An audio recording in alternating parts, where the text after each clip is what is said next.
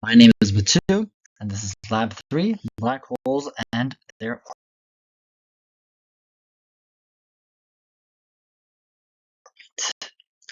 So, a quick intro.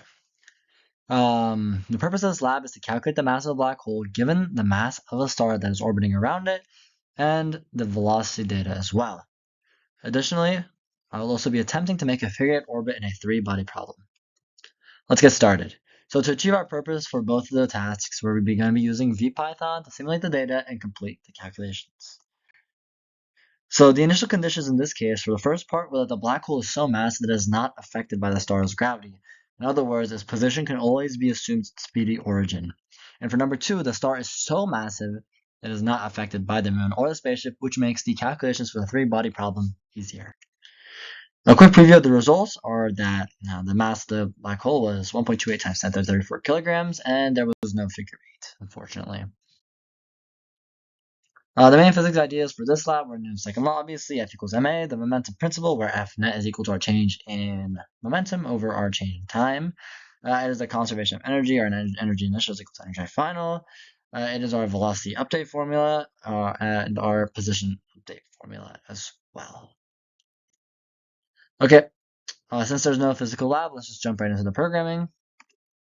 A quick overview of part 1 was that a computational model was generated using given time intervals to calculate the change in momentum in p hat and n hat axes, and thus deriving the force and gravitational force required to solve for the mass of the black hole, where in the end, obviously, our F net was equal to our force of gravity, since according to the Newton's third law, every force must have an equal and opposite reaction, and so the force gravity on the star should be equal to the force gravity on our black hole, given that they're the only two objects in our system. And a quick look at the code, we first calculate our initial velocity, or I guess we just get it from our array, and then we calculate momentum using that, where it's velocity times the star's mass. Then we get the change in velocity and the change in momentum, and then using the change in momentum, we calculate our dp dt, which is equal to our force net. And then we decide to calculate the specific axes of force in n hat and p hat. And finally, we just calculate F net, or we calculate the mass of the black hole by setting the force net equal to the force gravity and solving for the mass of the black hole. And here is a quick output of the first part. And obviously, again, the mass that we obtained was 1.28 times 10 to the 34 kilograms.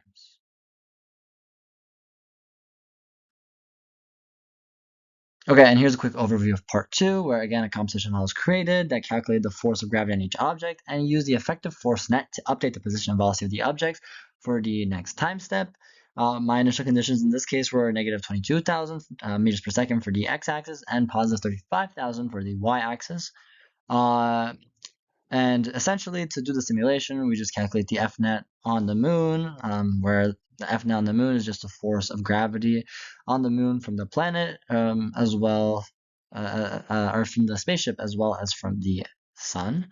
And then the F net on the ship is just the force gravity from the moon, as well as the force gravity from the sun. And that's for the ship. Finally, we just update our position and velocity data given what we just calculated using F net, using our position and velocity update formulas, and we get this. Maybe not a figure 8, but at least the simulation works, you know?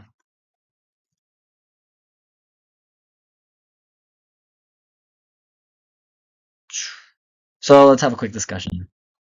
Obviously, we had some successes. We successfully obtained the mass of the black hole. We made a working simulation with 3 bodies, but we could not get the figure 8 to work. And so let's take a look at some what ifs and what does it mean. For start off with, what does it mean, Fnet and dPdt?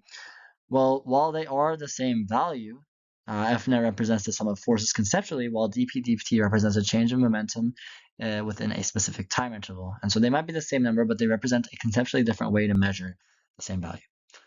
And what does it mean? If a system had a black hole, moon, star, and planet, well, obviously the black hole would likely dominate and become the center, but we would still incorporate all the acting gravitational pulls of each other to make a simulation, given that some bodies may be near each other, and so they might be having a greater effect than what we might predict. Okay, some error sources are just the general error using the derivative method of calculation, as well as brute forcing for figure 8s. And a quick conclusion, it's definitely possible to calculate the mass of the black hole, but super challenging to brute force a figure 8. Thank you.